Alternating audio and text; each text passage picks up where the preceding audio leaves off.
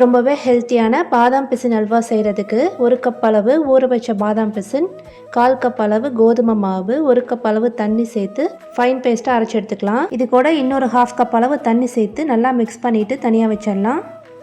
ஒரு பேனில் 3 table spoon அளவு நெய் சேர்த்துட்டு நம்ம அரைச்சி வச்சுருக்கிற பேஸ்ட்டையும் சேர்த்துக்கலாம். கலருக்காக நான் 1/2 டீஸ்பூன் மஞ்சள் பொடி சேர்த்துக்கிறேன். இது எல்லாத்தையும் மிக்ஸ் பண்ணிவிட்டு மீடியம் ஃப்ளேமில் 10 நிமிஷம் வேக விடுங்க. அது நல்லா வெந்து வந்ததும் இது கூட 3 டேபிள் ஸ்பூன் அளவு நெய் சேர்த்துட்டு 1/2 டீஸ்பூன் ஏலக்காய் பொடியும் 1/2 கப் அளவு நாட்டு சர்க்கரையும் சேர்த்து விஸ்க் யூஸ் பண்ணி மீடியம் ஃப்ளேமில் கைவிடாமல் கலந்து எடுங்க. 10 நிமிஷத்தில் நம்ம அல்வா பேனில் ஒட்டாமல் நல்லா திரண்டு வரும். இந்த ஸ்டேஜில் கொஞ்சமாக குங்குமப்பூவும் பொடியாக நறுக்கி வச்சுருக்கிற பாதாமியும் சேர்த்து மிக்ஸ் பண்ணி இறக்கிட்டிங்கன்னா நம்ம டேஸ்ட்டான பாதாம் பிசின் அல்வா ரெடி.